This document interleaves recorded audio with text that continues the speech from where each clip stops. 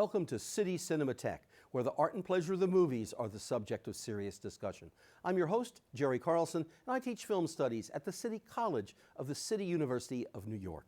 Today, it's our pleasure to present truly a landmark film. From 1970, it's The Conformist, directed by Bernardo Bertolucci. This film has had an influence that's almost unimaginable on the cinema of the last 50 years, at the same time being a rich contribution to Italian cinema and to a general critique of fascism in the world. We'll be talking about that and a number of other subjects after today's screening.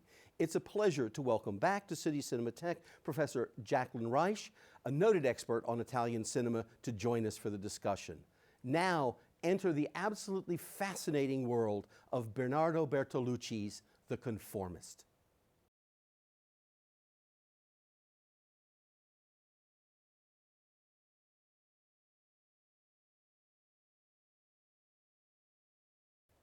Welcome back to City Cinematheque. I hope you enjoyed this opportunity to see Bernardo Bertolucci's The Conformist, an extraordinary film, an extraordinarily influential film from 1970. Joining us to chat about this, coming back on City Cinematheque, pleasure to have her again, it's our good friend, Professor Jacqueline Reich. She's currently Dean of the School of Communication and Arts at Marist College, and is a noted scholar of Italian cinema. Many articles, several books, and the book I wish to mention is Beyond the Latin Lover, Marcello Mastroianni, Masculinity and Italian Cinema. And this is certainly a film that raises all kinds of questions about Italian masculinity. But let's go to that, Jackie, after we do a little bit of background on this.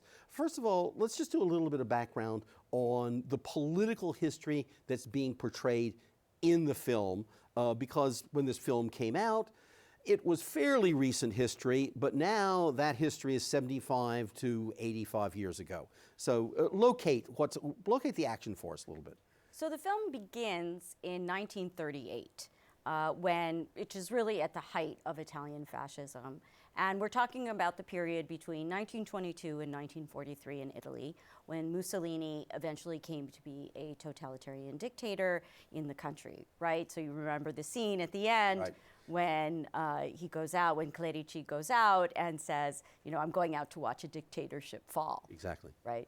So it's located around that period of time. And 1938 is also a very significant year in Italian fascism. It was right around the consolidation of power, but also a time in which the racial laws against Jews really started to take shape. So this was a very important period, and it was a time when the fascist government was on the attack against subversives, right, like Professor Quadri and his wife. Jump ahead to 1970. This is in the early 70s, late 60s. It's a really important period in Italian cinema because it's a time when a lot of directors and filmmakers went back to examine the fascist past. For about the first, I would say, 20 years after fascism, although you had several movies that would deal with it and were set during the fascist period, you didn't really have a kind of wholesale examination of complicity. Right. Most of the time, it was seen as a kind of parenthetical period in Italian history, following in the historian and literary critic Benedetto Croce's idea of fascism being a kind of ugly parenthesis of Italian history. And so you have films, and I'm sure many of our viewers will remember them, such as Lina Wertmüller's Love and Anarchy, Seven Beauties, then later Bertolucci's Novecento, 1900, Amarcord by Fellini, also just wonderful films. And they really went back and kind of examined this notion of what did it mean to participate in the fascist government or life in Italy at that time, and really the idea of complicity. And Bertolucci, who was very liberal and leftist in his politics, very Marxist in fact, really sort of fell into that category and wanted to kind of go back and really sort of think about what did it mean to be a citizen of Italy in that period of time.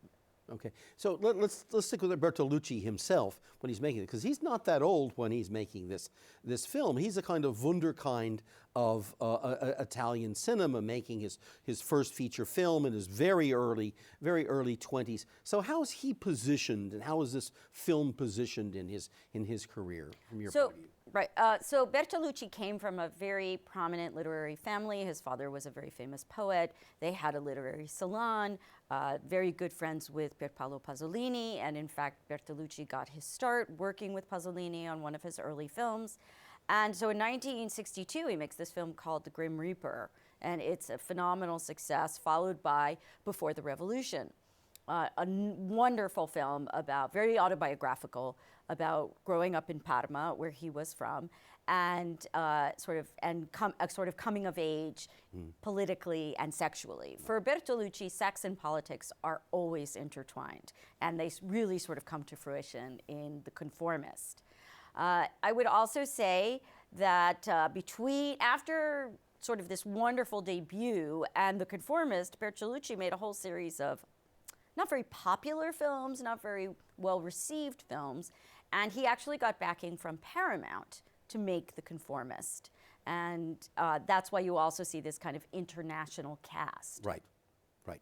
And by the way, the version of this film that you and I first saw. I'm sorry if I start laughing. No, go right ahead, because our viewers have seen the version they should be seeing. So what was the version you first saw? Oh my God. So the version I first saw was a horrible VHS dubbed version that you could barely make anything out. And I'm going to put in a plug here for film restoration. Please do. Because without the restoration, we would miss so many things. In particular, I remember watching and rewatching that last scene, right, to see what actually happened. You know, who was in the forum with him, in the Colosseum, sorry, who was in the Colosseum with him? You know, was he naked? Was he not naked? It was very, very hard to make that out. And now it's just a beautiful, pristine print.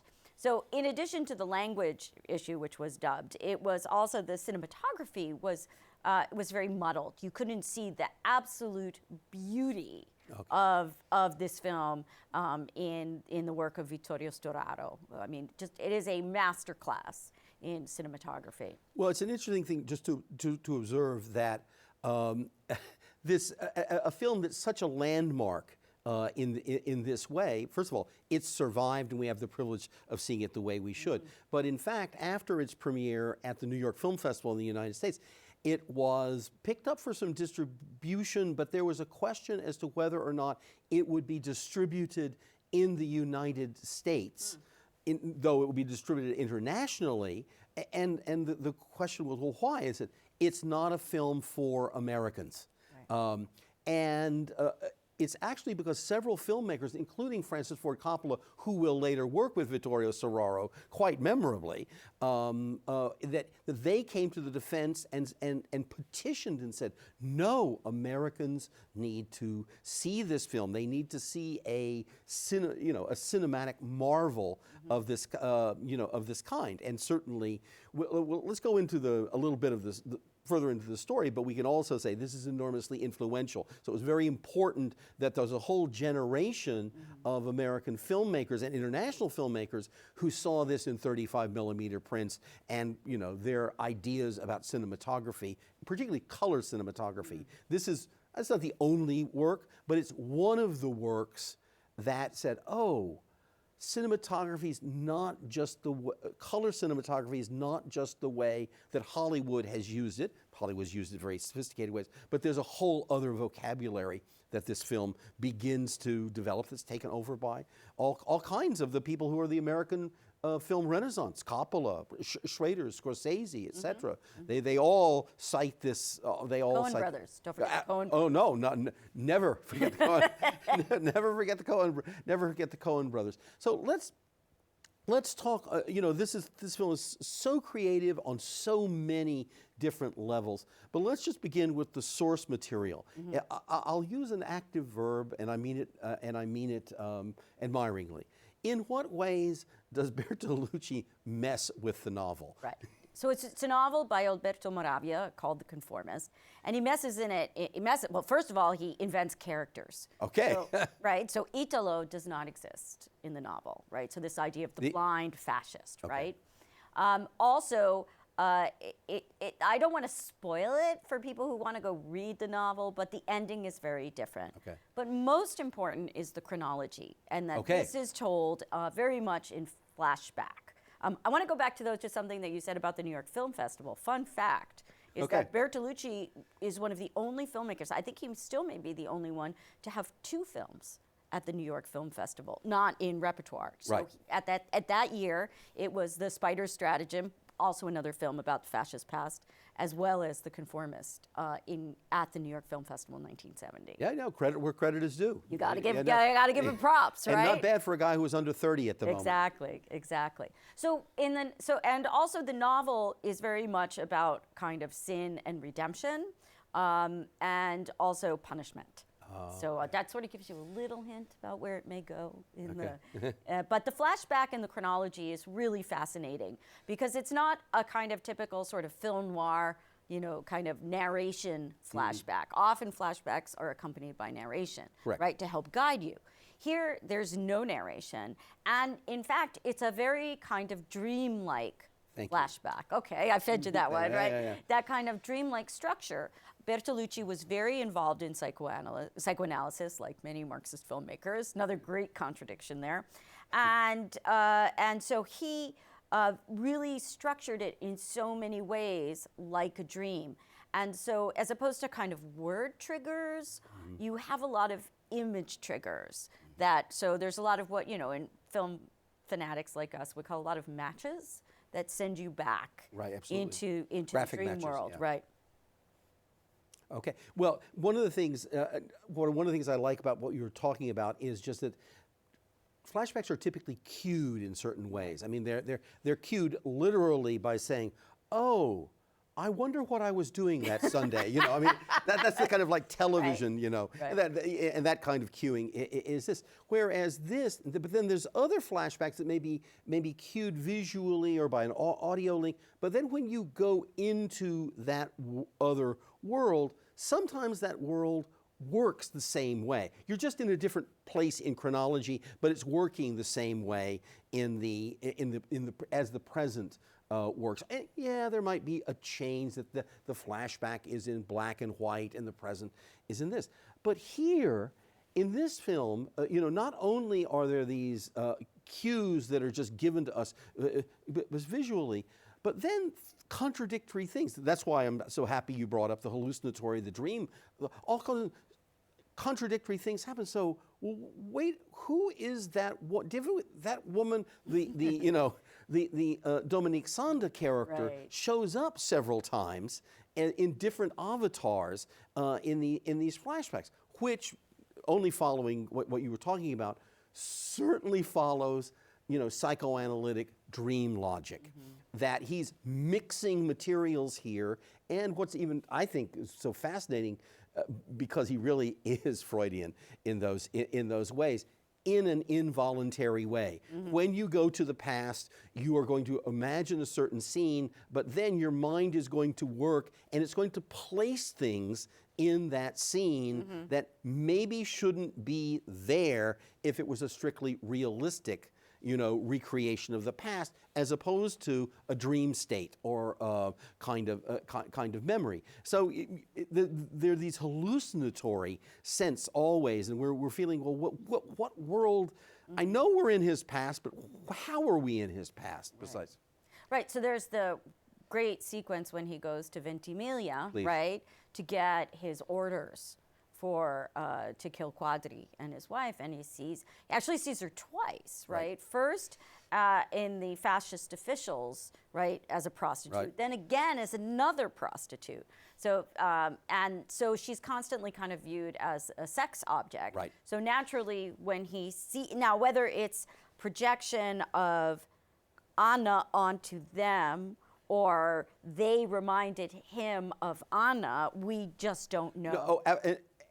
And which is all part of the paradoxical logic of dreams. How could this be, but yet it was in the image? Correct. Yeah.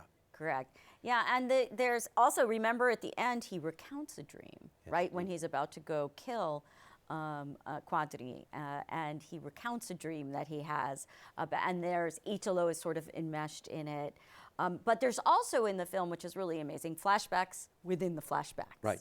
Right? So it's even as he's remembering, so you're sort of thinking, think about how we might translate that process into real life, so that you're having a flashback, you're remembering something, and then that triggers something else within that. Right. So it's a kind of cyclical unconscious that we're dealing with. Right. Here. And there is also, in this, there is the working with the processes of mind, but there's also this homage to the period and the way that all of this was represented. They talk about, this takes us once again to the cinematography and to the set design. This is not just the late 30s. This is the uber late 30s in terms of the Venetian blinds and the shadows, for example, when he's in that early scene with his fiancée. Right.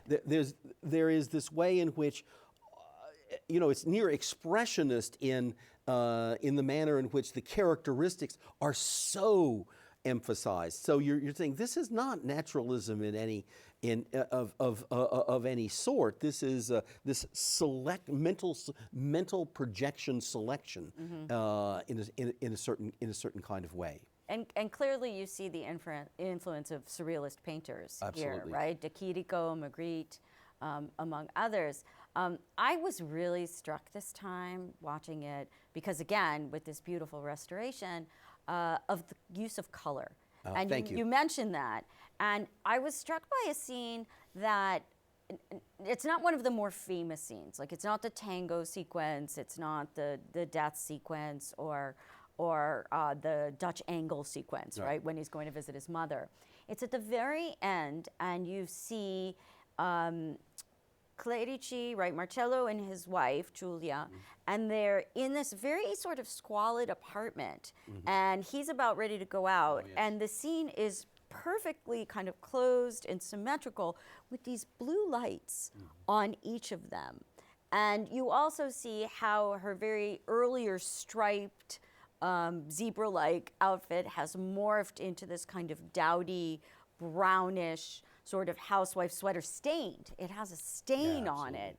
And it's just such an interesting transition, but you still have that very kind of closed form, but with these beautiful touches of blue light, which are supposed to, I think, be in and of themselves sort of triggers of memory going back to Paris, because Paris is always filmed in blue light in the evening. Remember that wonderful scene by the Eiffel Tower?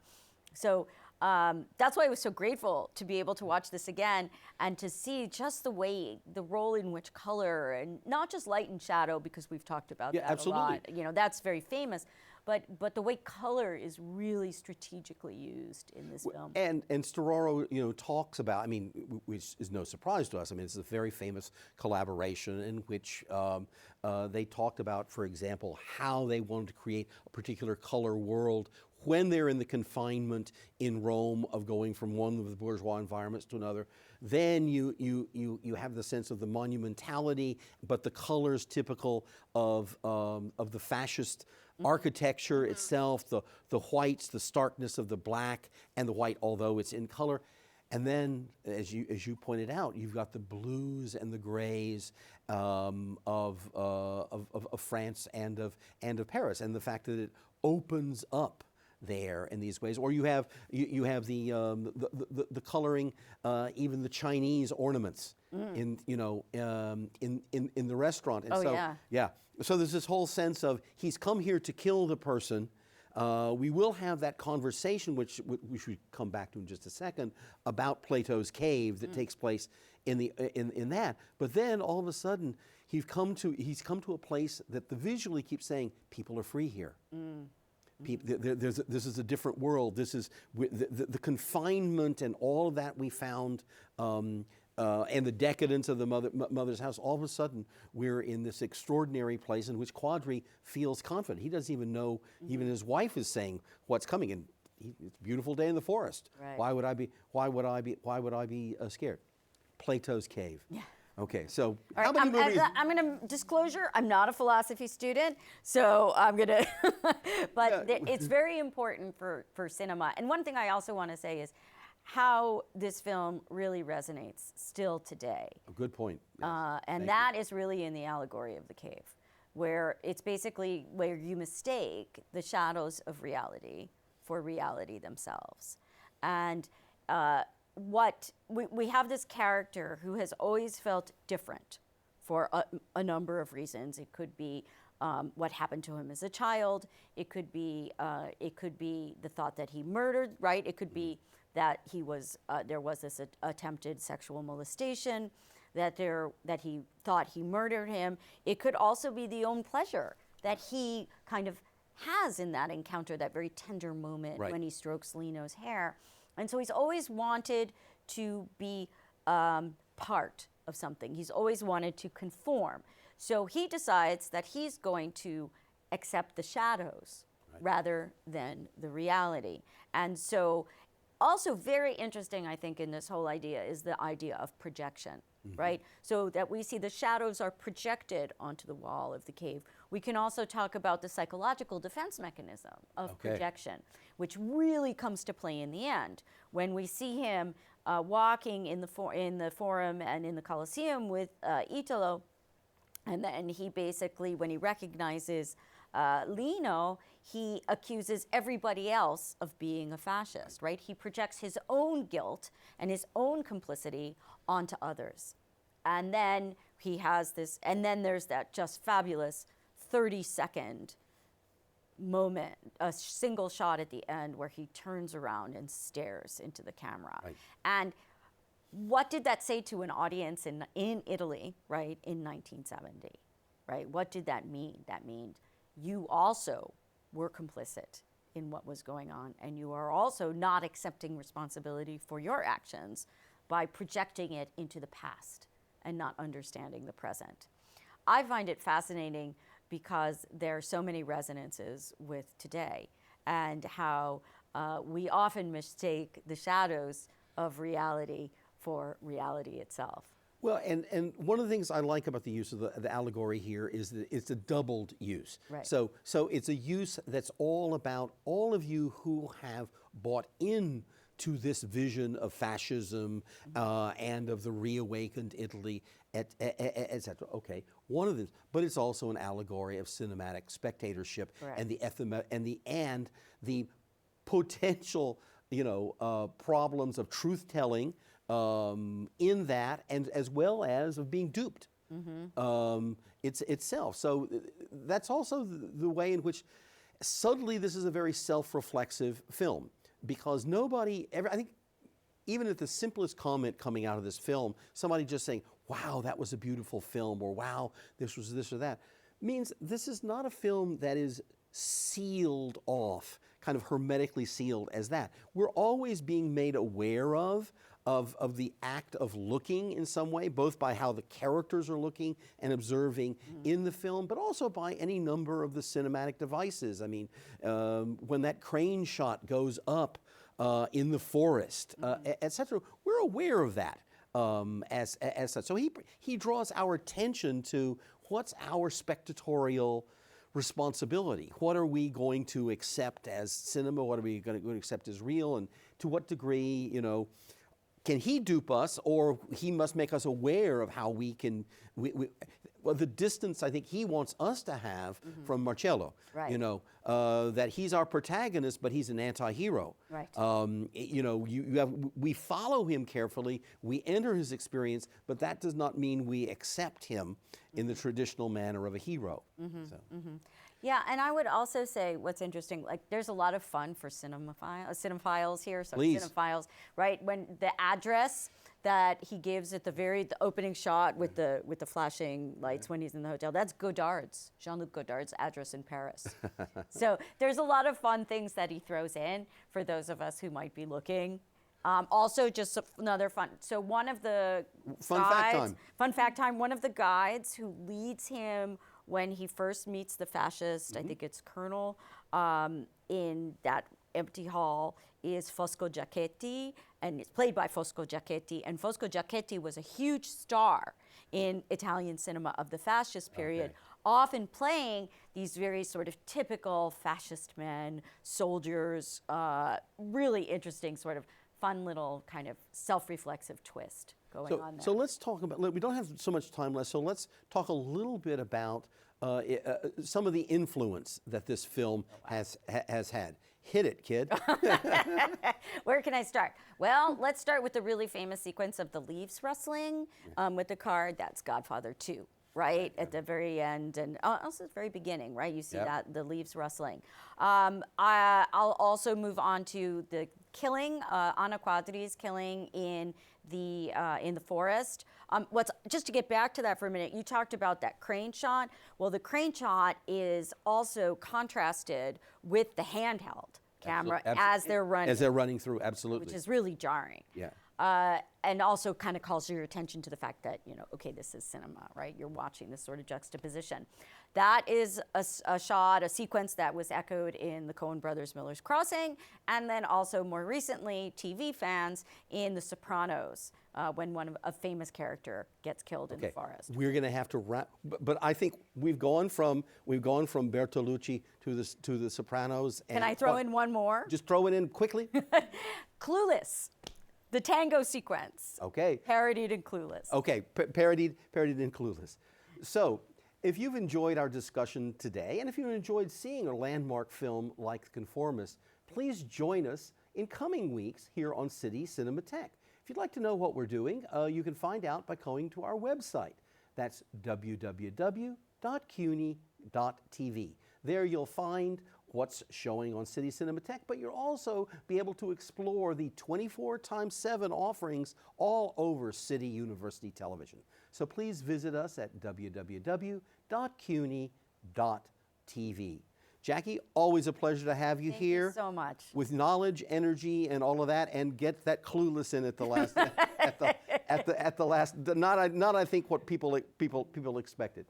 But I hope we're not what you expect every week, in one sense, that we give you some surprises here on City Cinematheque as we do our best to stroll through the rich archives of film history. But for now, it's goodbye.